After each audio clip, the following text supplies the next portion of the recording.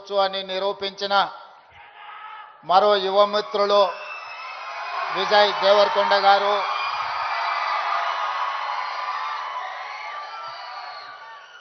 సహచర మంత్రివర్గ సభ్యులు అడ్లూరి లక్ష్మణ్ గారు, చేవెళ్ల పార్లమెంట్ సభ్యులు కొండ విశ్వేశ్వరరెడ్డి గారు,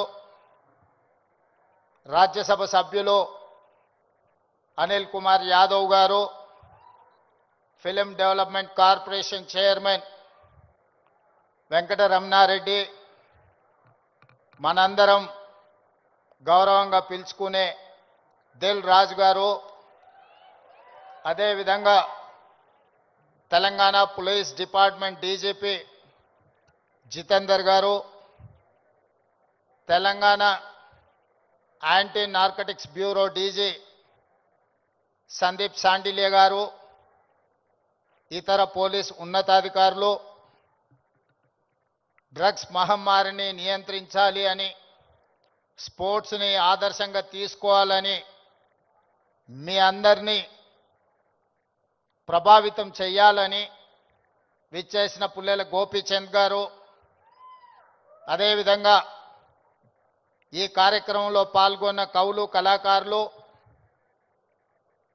వందలాది మా యువమిత్రులందరికీ కూడా మనస్ఫూర్తిగా తెలంగాణ రాష్ట్ర ముఖ్యమంత్రిగా స్వాగతం పలుకుతున్నా. మిత్రులారా, ఈ ప్రాంతానికి, ఈ ప్రజలకు ఒక గొప్ప చరిత్ర ఉన్నది. ఆనాటి కొమరం భీముడు, రామ్జీ గోండు నుంచి మొదలు పెడితే మలితరం తెలంగాణ ఉద్యమంలో నిజాంలకు, రజాకర్లకు వ్యతిరేకంగా పోరాటం చేసిన చాకలి ఐలమ్మ, దొడ్డి కొమరయ్య, అదేవిధంగా సర్దార్ సర్వాయి పాపన్న గౌడ్ లాంటి పోరాట యోధులు ఈ తెలంగాణ ప్రాంతానికి ఒక స్ఫూర్తి. ఇంతకుముందు అక్కడ ఒక యువమిత్రుడు గుర్తు చేస్తున్నారు, మన్యం వీరుడు అల్లూరి సీతారామరాజు నుంచి మొదలు పెడితే నల్లమల వీరుడు కొమరం భీముడు వరకు ఈ ప్రాంతం ఒకనాడు జల్ జమీన్ జంగల్ కోసం పోరాటం చేస్తే మలితరంలో భూమి కోసం, భుక్తి కోసం, విముక్తి కోసం జరిగిన పోరాటాలు ఈ ప్రాంతంలో ఎక్కడ చూసినా మీకు కనిపిస్తాయి. ఇవాళ మీరు ఎక్కడికి వెళ్ళినా, అది ఆదిలాబాద్ కావచ్చు, వరంగల్ కావచ్చు, నల్లగొండ కావచ్చు, లేదా నల్లమల అడవి కావచ్చు, మన ప్రాంతం, మన ప్రజలు ఒక పోరాటానికి స్ఫూర్తినిచ్చిన వాళ్ళు. ఆ పోరాట స్ఫూర్తి నుంచి వచ్చిన ఉద్యమమే తెలంగాణ ఉద్యమం. ఈ తెలంగాణ ఉద్యమం ఆనాడు విద్యార్థుల నుంచి మొదలై తెలంగాణ రాష్ట్రాన్ని సాధించే వరకు విశ్రమించలేదు. ఆనాటి యూనివర్సిటీలు, కళాశాలలు ఉద్యమ వేదికలై ఉస్మానియా యూనివర్సిటీ, కాకతీయ యూనివర్సిటీల నుంచి మొదలు పెడితే తెలంగాణ నలుమూలల 4 కోట్ల మంది తెలంగాణ ఉద్యమంలో ముందు బాగానే నిలబడి దేశానికి కాదు ప్రపంచానికి ఒక స్ఫూర్తినిచ్చి మేము అనుకున్న ఆకాంక్ష నెరవేర్చుకునే వరకు మేము విశ్రమించము, మా రాష్ట్రాన్ని మేము సాధించుకుంటాము అని చెప్పి ఒక ఉద్యమ స్ఫూర్తిని నింపి ఇవాళ తెలంగాణ రాష్ట్రాన్ని సాధించుకొని 11 సంవత్సరాలు పూర్తి చేసుకుంటున్న సందర్భంలో ఉద్యమ స్ఫూర్తితో ముందుకు వెళ్లాల్సిన తెలంగాణ రాష్ట్రం ఈరోజు డ్రగ్స్ మహమ్మారికి బలి అవుతున్నది అని అంటే ఇది ఎంతో బాధపడవలసిన సందర్భము, మనందరం ఆలోచన చేయాల్సిన సందర్భం. మిత్రులారా, ఒకనాడు తెలంగాణ గడ్డ ఉద్యమాలకు వేదిక అయితే ఈనాడు ఇదే తెలంగాణ ప్రాంతం గంజాయికో, డ్రగ్స్కో వేదికగా మారితే ఇది మనకు అవమానమా, ఇది మనకు ఆత్మగౌరవమా? ఒకసారి ఆలోచన చేయండి. అందుకే డిసెంబర్ 7, 2023 నాడు తెలంగాణ రాష్ట్ర 2వ ముఖ్యమంత్రిగా ప్రమాణ స్వీకారం చేసిన మరుక్షణం స్పష్టంగా చెప్పిన, తెలంగాణ గడ్డ మీద గంజాయి కాదు కదా, గడ్డి పరకైనా మాదక ద్రవ్యాల వైపు ఆలోచన చేస్తే వాళ్ళ వెన్ను విరుస్తాము అని చెప్పి తెలంగాణ రాష్ట్ర ప్రభుత్వం స్పష్టంగా చెప్పింది. ఇవాళ మిత్రులారా, ఈ వేదిక మీద ఉన్న మేమెవరం పెద్ద పెద్ద బ్యాక్గ్రౌండ్ల నుంచి వచ్చిన వాళ్ళం కాదు. చరణ్కు బ్యాక్గ్రౌండ్ ఉంది, కానీ చరణ్ని ప్రభావితం చేసిన చిరంజీవి గారు ఏ బ్యాక్గ్రౌండ్ లేకుండా కష్టపడి కింది నుంచి ఈరోజు దేశమే గర్వించదగ్గ ఒక మహానటుడుగా ఈరోజు ఒక మంచి మనిషిగా గుర్తింపు పొందిండు అని అంటే దాదాపుగా 50 సంవత్సరాల నిరంతర శ్రమ కఠోరమైన దీక్షతోని వాళ్ళు రాణించగలిగిన వాళ్ళు కఠోరమైన కష్టాలను ఎదుర్కొని కష్టాలు వచ్చినా ఇబ్బందులు ఎదురైనా అవమానాలకు లోనైనా ఏ రోజు కూడా బాధతో కుంగిపోలేదు భయంతో మాదక ద్రవ్యాల వైపు లేకపోతే వ్యసనాల వైపు బానిసలు కాలేదు నిటారుగా నిలబడి వాటిని ఎదుర్కొని ఈరోజు ప్రపంచానికే ఆదర్శంగా నిలబడే విధంగా ఈరోజు వాళ్ళు రాణించారు మరి ఈనాడు మనమందరం ఆలోచన చేయాలి ఉద్యమ స్ఫూర్తి అయిన తెలంగాణ రాష్ట్రం ఉద్యమాలతోనే సాధించుకున్న తెలంగాణ రాష్ట్రంలో ఈరోజు పాఠశాలల నుంచి కళాశాలల వరకు కళాశాలల నుంచి యూనివర్సిటీల వరకు విద్యార్థులు గంజాయి ప్రభావితానికో లేకపోతే డ్రగ్స్ మహమ్మారికి బలైపోతున్నారు అని అంటే మనందరం చూసుకుంటూ కూర్చుందామా ఒకసారి ఆలోచన చేయండి అందుకే మిత్రులారా ఈరోజు ప్రపంచ దేశాలలో అత్యధిక జనాభా ఉన్న దేశం భారతదేశం కానీ ఈరోజు మీరు ఆలోచన చేయండి మొన్న జరిగిన ఒలింపిక్స్ క్రీడల్లో పుల్లెల గోపీచంద్ గారు తయారు చేసిన వాళ్ళు కాస్తో కూస్తో మెడల్స్ సాధించి సానియా మిర్జా కావచ్చు లేకపోతే పివి సింధు కావచ్చు లేదా నిఖత్ జరీన్ కావచ్చు లేకపోతే సిరాజుద్దీన్ కావచ్చు వీళ్ళు క్రీడలలో రాణించి ఈ దేశ ప్రతిష్టను కాపాడింది ఒకవైపు 140 కోట్ల జనాభా ఉన్న భారతదేశం ఒలింపిక్స్లో ఒక్క గోల్డ్ మెడల్ సాధించలేదు అని అంటే ఇది ప్రపంచంలో మనకు అవమానం కాదా ఒక్కసారి ఆలోచన చేయండి ఈరోజు ఈ దేశంలో ఉన్న జనాభాలో 15 సంవత్సరాలు పైబడి 40 సంవత్సరాల లోపల ఉన్న యువత 68%. 140 కోట్ల జనాభాలో 68% యువత ఉన్న దేశం ప్రపంచంలో ఏకైక దేశం భారతదేశం. ఈ భారతదేశం ఒలింపిక్స్లో ఒక గోల్డ్ మెడల్ సాధించలేదు అని అంటే మనందరం ఆలోచన చేసి ఈరోజు ఒక నిర్ణయం తీసుకోవాలి. అందుకే మిత్రులారా ఈరోజు మీ అందరినీ వేదిక మీద నుంచి ఈడికొచ్చిన వాళ్ళు 100 మందే ఉండొచ్చు కానీ తెలంగాణ రాష్ట్రంలో ఉన్న లక్షలాది మంది విద్యార్థులను ఈ వేదిక మీద నుంచి నేను అడుగుతున్న మీ రేవంత్ అన్నగా ఇది మన దేశానికి మన రాష్ట్రానికి గౌరవాన్ని తెచ్చిపెట్టేదేనా? ఈ గంజాయికి బానిసలం అయితే ఈ రోజు ఈ దేశం మనుగడ సాధిస్తుందా? ఇంతకుముందు మిత్రులు చెప్పినట్టు మన దేశం యొక్క యువ సంపదను నిర్వీర్యం చేయాలి అంటే విజయ్ దేవరకొండ ఒక అంశాన్ని ప్రస్తావించండు. ప్రపంచ దేశాల ఆర్థిక వ్యవస్థను అధిగమించి సాంకేతికంగా అన్ని రకాలుగా ఈ దేశం ముందుకు వెళ్తే ఈ దేశాన్ని ఇంకా ఎదుర్కోలేము అన్నవాళ్ళు ఏదో రకంగా మనల్ని దెబ్బతీయాలని చూస్తారు. ఆ దెబ్బతీయడానికి ఒకరు యుద్ధం ఎన్నుకోవచ్చు, ఇంకొకరు కోవిడ్ని ఎన్నుకోవచ్చు, ఇంకొకరు గంజాయి లేదా డ్రగ్స్ ఎన్నుకోవచ్చు. శత్రు దేశాలు శత్రులు ఏమైతే కోరుకుంటున్నారో ఏ ఆలోచనతో ఈ దేశాన్ని నిర్వీర్యం చేయాలనుకుంటున్నారో అందులో మనం భాగస్వాములం అవుదామా? వాటిని ఎదుర్కొని నిటారుగా నిలబడదామా? ఈరోజు ఆలోచన చేయండి మిత్రులారా. ఇవాళ పంజాబ్ హర్యానా ప్రాంతాలలో దేశ సరిహద్దు ప్రాంతాలలో దేశ రక్షణకు ఉక్కు కవచంగా నిలబడ్డ పంజాబ్ రాష్ట్రం పోరాటాలకు దేశ స్వతంత్రంలో అగ్రభాగాన నిలబడ్డ పంజాబ్ ఈరోజు డ్రగ్స్ మహమ్మారిలో కొట్టుకుపోతుంది. ఇవాళ పంజాబ్ రాష్ట్రం నిర్వీర్యమైంది. అక్కడి యువత బానిసలుగా మారి గంజాయికు డ్రగ్స్కు లోనై ఈరోజు ఆ కుటుంబాలు ఈరోజు అంతులేని దుఃఖంలో మునిగి తేలుతున్నారంటే దీనికి కారణాన్ని మనం ఆలోచన చేయాల్సిన అవసరం ఉన్నది. ఇవాళ ఒకనాడు యుద్ధం అంటేనే పంజాబీ వీరులు యుద్ధంలో ముందు బాగానే నిలబడి దేశాన్ని గెలిపించిన వాళ్ళు ఈరోజు మరి అలాంటి వీరులున్న పంజాబ్ రాష్ట్రం నిర్వీర్యం అయిపోయి అక్కడ యువత గంజాయి డ్రగ్స్కి బానిసలు అవుతున్నారు అని అంటే ఇది ఎంత వేగంగా మనల్ని కబలిస్తుందో ఒక్కసారి ఆలోచన చేయండి. అందుకే డిసెంబర్ 7, 2023 నాడు బాధ్యత చేపట్టిన తర్వాత ఉన్నతాధికారులను మా మంత్రివర్గ సహచరులను సమీక్షకు పిలిచి స్పష్టమైన ఆదేశాలు ఇచ్చిన ఈ రాష్ట్ర సరిహద్దుల్లో ఎవరైనా కాలు పెట్టాలి అనంటే 100 సార్లు ఆలోచన చెయ్యాలి. ఈ ప్రాంతంలో అడుగు పెడితే తిరిగి పోము. అది గంజాయి అయినా, అది డ్రగ్స్ అయినా, ఇంకే రకమైన మాదక ద్రవ్యాలు తెలంగాణ సరిహద్దులను దాటనివ్వద్దు. అవసరమైతే సరిహద్దులు దాటి వాళ్ళ వెన్ను విర్చాలి అని చెప్పి ఈరోజు నేను మా అధికారులకు ఆదేశాలు ఇచ్చిన. ఇవాళ ఈ అంతర్జాతీయ డ్రగ్స్ నియంత్రణ ఈ దినోత్సవం ఈరోజు ఈ కార్యక్రమంలో యువ మిత్రులు రామ్ చరణ్ కావచ్చు, విజయ్ దేవరకొండ కావచ్చు, వాళ్ళు ఎంత బిజీ స్కెడ్యూల్ ఉన్నా ఇవాళ మేమందరం కూడా ఇక్కడ ఎందుకు వచ్చినామంటే ఈ యువతకు ఒక స్ఫూర్తిని ఇవ్వాలి, ఈ యువతకు ఒక సందేశాన్ని ఇవ్వాలి. తెలంగాణ రాష్ట్రం దేశానికి ఆదర్శంగా నిలబడాలి అని. అదేవిధంగా మిత్రులారా, ఈరోజు తెలంగాణ రాష్ట్రం అంటే ఒక ఐటీ హబ్, ఈరోజు తెలంగాణ రాష్ట్రం అంటే ఒక ఫార్మా హబ్.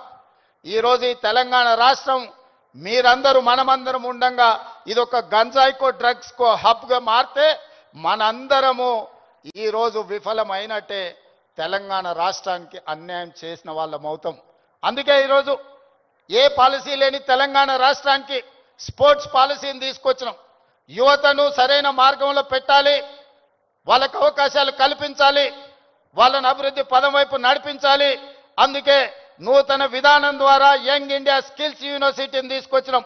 ఈరోజు ప్రతి సంవత్సరం 1,10,000 మంది ఇంజనీరింగ్ విద్యార్థులు గ్రాడ్యుయేట్స్ అవుతుంటే 1,10,000 మందికి ఇంజనీరింగ్ పట్టాలు ఇస్తున్నాం. కానీ వాళ్ళకు సరైన సాంకేతిక పరిజ్ఞానాన్ని, సరైన అనుభవాన్ని మనం అందించలేకపోతున్నాం. అందుకే ఒక పక్కన డిమాండ్ ఉంది, ఇంకొక పక్కన సప్లై ఉంది. కానీ డిమాండ్ సప్లై మధ్యలో there is an gap between demand and supply. అందుకే ఈరోజు ఆ డిమాండ్ అండ్ సప్లైని బ్యాలెన్స్ చేయడానికి యంగ్ ఇండియా స్కిల్స్ యూనివర్సిటీని ఈ రాష్ట్రంలో ఉన్న యువకులకు సాంకేతిక నైపుణ్యాన్ని నేర్పించి ప్రపంచ దేశాలను శాసించే విధంగా మన యువతకు శిక్షణ ఇవ్వాలి అని ఈరోజు యంగ్ ఇండియా స్కిల్స్ యూనివర్సిటీని ప్రారంభించుకున్నాం. అదేవిధంగా ఒలింపిక్స్ చూసిన తర్వాత నేను కొన్ని దేశాలు వెళ్ళొచ్చిన. సౌత్ కొరియా 4 అంటే ఒక హైదరాబాద్ జనాభా ఎంత ఉంటుందో అంత జనాభా ఉన్న ప్రాంతంలో ఈరోజు ఒలింపిక్స్లో 32 మెడల్స్ వచ్చినాయి. 32 గోల్డ్ మెడల్స్లో ఒకే ఒక సౌత్ కొరియన్ స్పోర్ట్స్ యూనివర్సిటీ అని ఒక 30 ఎకరాలలో ఉన్న యూనివర్సిటీలో 16 గోల్డ్ మెడల్స్ వచ్చినాయి. 16 గోల్డ్ మెడల్స్లో ఒక అమ్మాయికి 3 గోల్డ్ మెడల్స్ ఒలింపిక్స్లో సాధించింది. సౌత్ కొరియాలో ఒక అమ్మాయి 3 గోల్డ్ మెడల్స్ సాధిస్తే 140 కోట్ల జనాభా ఉన్న భారతదేశం ఒక గోల్డ్ మెడల్ సాధించలేదంటే ఆ దేశంలో ఉన్న ఒక అమ్మాయితో 140 కోట్ల మంది మనం పోటీ పడలేకపోతున్నాము అని అంటే ఇది ఆలోచన చెయ్యాలి. అందుకే ఈరోజు వీటన్నిటిని చూసినాం. ఆస్ట్రేలియన్ యూనివర్సిటీ, సౌత్ కొరియన్ యూనివర్సిటీలతోని ఒప్పందాలు చేసి అక్కడి నుంచి కోచ్లను, అక్కడి నుంచి నిపుణులను రప్పించి తెలంగాణను ఒక స్పోర్ట్స్ హబ్గా తీర్చిదిద్దాలి అని యంగ్ ఇండియా స్పోర్ట్స్ యూనివర్సిటీని ఈ మధ్యనే మనం పాలసీని అడాప్ట్ చేసుకున్నాం. రాబోయే రోజుల్లో తెలంగాణ రాష్ట్రం అంటే ప్రపంచ దేశాలు క్రీడల శిక్షణ ఇవ్వడానికి హైదరాబాదు నగరానికి వెళ్ళాలి అనే విధంగా దీని అభివృద్ధి పదం వైపు నడిపించాలని ఈరోజు స్పోర్ట్స్ పాలసీని తీసుకొచ్చినాం.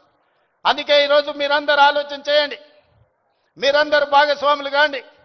ఈ రాష్ట్రాన్ని బలంగా నిర్మించినప్పుడే ఈ దేశం బలపడుతుంది. ఈ దేశం బలపడ్డప్పుడే ప్రపంచ దేశాలతో పోటీ పడగలుగుతాం. ఈ రోజు మనం అందుకే తెలంగాణ రైజింగ్ 2047 అని ఒక విజన్ డాక్యుమెంట్ను, ఒక విజన్ని మనం ఈరోజు తెచ్చుకోవాలని అనుకుంటున్నాం.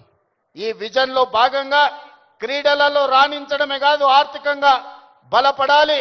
10 సంవత్సరాలలో $1 ట్రిలియన్ ఎకానమీకి రీచ్ అవ్వాలి. 22 సంవత్సరాలలో $3 ట్రిలియన్ ఎకానమీకి తెలంగాణ రాష్ట్రాన్ని ముందుకు తీసుకువెళ్ళాలి అని చెప్పి ఈరోజు తెలంగాణ రైజింగ్ 2047 విజన్ డాక్యుమెంట్ని మనం ప్రణాళిక చేసుకుంటున్నాం. అందుకే రాష్ట్ర ప్రభుత్వం అన్ని రకాలుగా తెలంగాణ రాష్ట్రంలో ఉండే యువతకు శిక్షణ ఇవ్వాలి, అవకాశాలు కల్పించాలి. భవిష్యత్తులో మీరు గొప్ప వాళ్ళు కావాలి అని నేను ఈ వేదిక మీద నుంచి కోరుకుంటున్నా. మీకందరికీ తెలియాల్సింది, చరణ్ స్కూల్కి వెళ్ళేటప్పుడు నాకు తెలుసు. ఆ రోజు నేను అనుకున్న చరణ్ రాణించాలి అని. ఈరోజు నేను గర్వంగా ఫీల్ అవుతున్నా. నా కళ్ళ ముందరనే స్కూల్ నుంచి కాలేజ్ నుంచి రియల్ లైఫ్ నుంచి రియల్ స్టార్ లాగా ఫిల్మ్ ఇండస్ట్రీలో రాణించి ఈరోజు RRR ద్వారా ఆస్కార్ అవార్డుని సాధించి దేశానికి ఒక గౌరవాన్ని తెచ్చిపెట్టింది. అది అంత ఆశామాసిగా వారు సాధించిన విజయం కాదు. చిరంజీవి గారి పేరుంటే మనందరం మన ఇళ్లలో జరిగే ఫంక్షన్లకు ఆహ్వానిస్తాం, కానీ ఆస్కార్ అవార్డు మనం ఇయ్యలేం. కష్టపడ్డాడు కాబట్టి, రాణించుండు కాబట్టి ఈరోజు ప్రపంచమే ఆస్కార్ అవార్డు ఇచ్చి ఒక యువమిత్రుణ్ణి గౌరవించింది. మరి దానికి కారణం కఠోరమైన దీక్ష, పట్టుదలతో ఆ రంగంలో రాణించడం. అందుకే మీ అందరికీ ఈరోజు సినిమాలలో వాళ్ళు పోషించే పాత్రలు కాదు, రియల్ వాళ్ళ లైఫ్ని ఆదర్శంగా తీసుకోండి. వాళ్ళు ఎంత కష్టపడితే ఇక్కడికి చేరుకొని ఉండొచ్చు. విజయ్, నేను అప్పుడప్పుడు చెప్తా ఉంటా మీకు అందరికీ, నల్లమల అడవులో నుంచి నేను ఇంత దూరం వచ్చా. ఒక ZPTC, MLC, MLA, MP, Congress president, ముఖ్యమంత్రి 16 సంవత్సరాలల్లా ఒక్కొక్క అడుగేసుకుంటూ 2016లో నేను మొదలుపెట్టిన ప్రయాణం 2023 తెలంగాణ రాష్ట్రానికి ముఖ్యమంత్రిగా ఈరోజు బాధ్యత చేపట్టిన. అదే నల్లమల అడవి నుంచి వచ్చిన వాడు విజయ్ దేవరకొండ. మా పక్క ఊరు పాలమూరు నుంచి ఈరోజు మీ అందరి అభిమానాన్ని సాధించిందంటే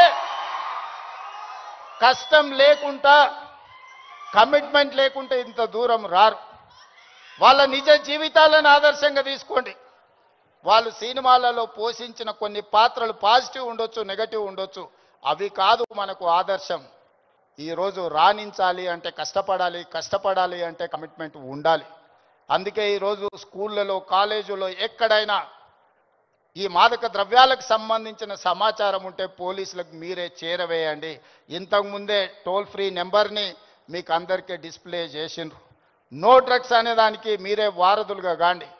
ఇన్ఫర్మేషన్ వ్యవస్థనే పోలీస్ వ్యవస్థను బలోపేతం చేస్తుంది. ఈరోజు నియంత్రించాలి అంటే సమాచారం ఉండాలి. సమాచారం ఉండాలి అంటే ఆ సమాచారం కాలేజీలలో చదువుకుంటున్న విద్యార్థులు, పాఠశాలల్లో చదువుకుంటున్న విద్యార్థులు టోల్ ఫ్రీ నెంబర్కు మీరు సమాచారం అందించండి. తప్పకుండా వాటిని నియంత్రిస్తాం. ఈ వేదిక మీద నుంచి పాఠశాల, కళాశాలల యజమానులకు కూడా నేను సూచన చేస్తున్నా, రేపు మీ కళాశాలలో ఇట్లాంటి అసాంఘిక కార్యక్రమాలు జరిగితే దానికి మీరే బాధ్యత వహించాల్సి ఉంటుంది.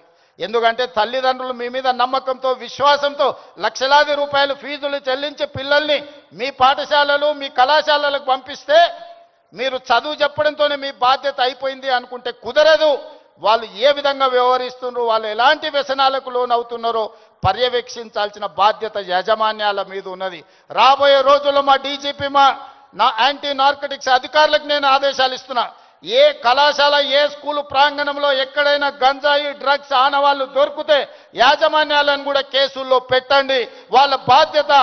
మనము నమ్మి మన పిల్లల్ని వాళ్ళ స్కూళ్ళకు, వాళ్ళ కాలేజీలకు పంపిస్తే లక్షలాది రూపాయల ఫీజులు కడితే వాళ్ళను పర్యవేక్షించకుండా, బాధ్యత తీసుకోకుండా ఫీజులు తీసుకుంటాం కానీ బాధ్యత తీసుకోము అంటే కుదరదు. ఖచ్చితంగా ఆ స్కూలు, కాలేజీ యాజమాన్యాలు కూడా బాధ్యత తీసుకోవాలి. మీరు ఎట్లయితే సైన్స్, మ్యాథమెటిక్స్, ఇంగ్లీష్ చెప్పడానికి టీచర్లను పెట్టుకుంటున్నారో, మీరు ఎట్లయితే స్పోర్ట్స్ కోసం మీరు టీచర్స్ని రిక్రూట్ చేస్తున్నారో, పిల్లల బిహేవియరల్ చేంజెస్ను కూడా గమనించడానికి చైల్డ్ సైకాలజీ అవగాహన ఉన్న వాళ్ళని కూడా ప్రొఫెషనల్స్ని మీ కాలేజీల్లో, స్కూళ్ళల్లో పెట్టుకోండి. పిల్లల ప్రవర్తనలో మార్పు గమనించాలి. ఎందుకంటే తల్లిదండ్రులు ఉద్యోగము లేకపోతే ఉపాధి పనుల్లో పడి వాళ్ళు సమయం పిల్లలతో కేటాయించలేకపోతున్నారు. అందుకే majority time kids are spending in their schools. So అక్కడనే వాళ్ళని గమనించాలి. వాళ్ళ ప్రవర్తనలో కానీ, వాళ్ళ ఆలోచనలో కానీ, వాళ్ళ వ్యవహార శైలిలో మార్పును గుర్తించవలసిన బాధ్యత స్కూల్ యాజమాన్యం మీద, టీచర్ల మీద ఉన్నది. దయచేసి స్కూల్ యాజమాన్యులకు, టీచర్లకు కూడా నా సూచన, మీ బాధ్యత అది, మీ సోషల్ రెస్పాన్సిబిలిటీ. మీరు ఖచ్చితంగా ఈ విషయంలో ప్రత్యేకమైన దృష్టి పెట్టాలి. రాబోయే రోజుల్లో గవర్నమెంట్ నుంచి కూడా నేను కలెక్టర్స్ అండ్ చీఫ్ సెక్రటరీ ఇతర అధికారులకు నేను ఆదేశాలు ఇస్తున్నా. ఈ పాఠశాల కళాశాలల యాజమాన్యులతోటి మీరు ఒక ప్రత్యేకమైన సమావేశం పెట్టండి, ఒక ఓరియంటేషన్ ఇవ్వండి, వాళ్ళకు ఒక అవగాహన కల్పించండి. యాజమాన్యులకు కూడా వాళ్ళ బాధ్యతలను గుర్తు చేయండి. ఇది మీ బాధ్యత. మీ బడికి తల్లిదండ్రులు నమ్మి పిల్లల్ని పంపిస్తే పాఠశాలలే ఇవాళ రేపు గంజాయి చాక్లెట్లకు వేదికలు అవుతున్నాయి. విద్యార్థులకు నేను సూచన చేస్తున్నా, మీ స్కూల్ మీ కాలేజీల ముందర ఏవైతే కిరాణా కొట్లు ఉన్నాయో కిరాణం కొట్టుల్లో చాక్లెట్లే కాదు గంజాయి చాక్లెట్లు అమ్మే సంస్కృతి స్లోగా తెలంగాణ రాష్ట్రంలో కనిపిస్తుంది. మీరు గమనించండి. అట్లాంటి వాతావరణం ఉంటే పోలీసులకు సమాచారాన్ని అందించండి. మనందరం అప్రమత్తంగా ఉన్నప్పుడే, మనందరం పోలీసింగ్ చేసినప్పుడే వీటిని నియంత్రించగలం. మనందరం మాకేం సంబంధం లేదు, తెలంగాణ రాష్ట్ర ముఖ్యమంత్రి గారి బాధ్యత లేకపోతే పోలీస్ డిపార్ట్మెంట్ బాధ్యత అని వదిలేస్తే ఈ సమాజానికి తీరని నష్టం జరుగుతుంది. ఒకనాడు ఉద్యమాల గడ్డైన తెలంగాణ ఈరోజు గంజాయికి వేదిక కాకూడదనేదే నా ఆలోచన, నా విధానం. అందుకే మిత్రులారా, ఈ తెలంగాణని బలోపేతం చేసి అభివృద్ధి పదం వైపు నడిపించాలి అంటే మీరందరూ సహకరించాలి. మీరు మేము మనం కలిస్తేనే ఒక ఆరోగ్యవంతమైన తెలంగాణ, ఒక అభివృద్ధి చెందిన తెలంగాణ, ఒక ప్రపంచానికి ఆదర్శంగా నిలబడే తెలంగాణను తీర్చిదిద్దుకుందాం. పదే పదే మిత్రులు అంటుంటారు మనం బెంగళూరుతో పోటీ పడుతున్నాం, ముంబై ఢిల్లీతో. బెంగళూరు ముంబై ఢిల్లీ చెన్నై కాదు మన టార్గెట్ న్యూయార్క్ టోక్యో సౌత్ కొరియాతో పోటీ పడాలి. ఇవాళ ప్రపంచంతో పోటీ పడే శక్తి యుక్తి యువత మన రాష్ట్రం మన దేశంలో ఉన్నది. అందుకే మీరు మేము మన అందరం కలిసి ముందుకు వెళ్దాం. ఈ తెలంగాణ యాంటీ నార్కటిక్స్ బ్యూరోని ఇక ముందు ఈగల్ అని పిలువదలుచుకున్నాం. ఈగల్ గురించి మీకు తెలుసు కదా, 20-30 వేల అడుగుల పైన ఆకాశంలో ఉన్న కింద నేల మీద ఉన్న తన టార్గెట్ను నిశితమైన దృష్టితోని చూస్తుంది. Eagle success ratio 100%. Target reach అవ్వడం అంటే ఈగల్ను చూసే నేర్చుకోవాలి. ఈరోజు అందుకే ఎలీట్ మనం ఈరోజు తెలంగాణ ప్రభుత్వం ఈ యాంటీ నార్కటిక్స్ దీంట్లో ఈరోజు ఎలీట్ గ్రూప్ని మనం ఈరోజు ఎస్టాబ్లిష్ చేస్తున్నాం. ఎందుకంటే ఈ డ్రగ్స్ ఎన్ఫోర్స్మెంట్ లాని చేయడానికి ఈగల్ అనే ఒక ఆర్గనైజేషన్ని క్రియేట్ చేస్తున్నాం. రేపు పొద్దుగాల అడవుల్లో గంజాయి పండించే వాళ్ళని కూడా ఈరోజు మనం ఈగల్కి ట్రైనింగ్ ఇస్తున్నాం. ఈ మధ్యకాలంలో యాంటీ డ్రోన్ ట్రైనింగ్ ఇచ్చినాం. ఎక్కడైనా వివిఐపీలు ఉన్న ప్రాంతంలో ఈగలు ఉంటే సందీప్ గివ్ ఇట్ టు మీ.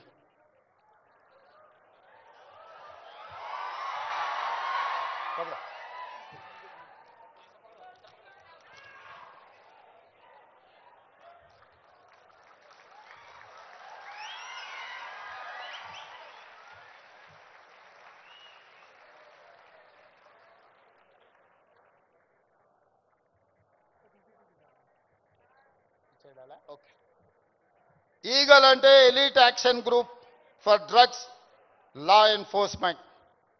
ఈ రోజు నుంచి ఈ ఆర్గనైజేషన్ పనిచేస్తుంది. ఈ గద్ద మీరు ఎక్కడ గంజాయి పండించినా కనిపెడుతుంది. ఇవాళ మీరు ఈ గద్ద అడవిలో దీనికి స్పెషల్ ట్రైనింగ్ ఇవ్వబోతున్నాం.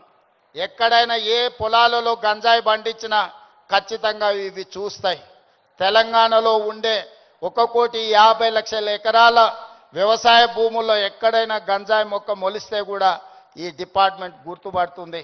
ఈ సరిహద్దులో డ్రగ్స్ ఎవరైనా తీసుకురావాలన్నా ప్రభుత్వం వీటన్నిటిని కూడా నిశితంగా గమనిస్తుంది.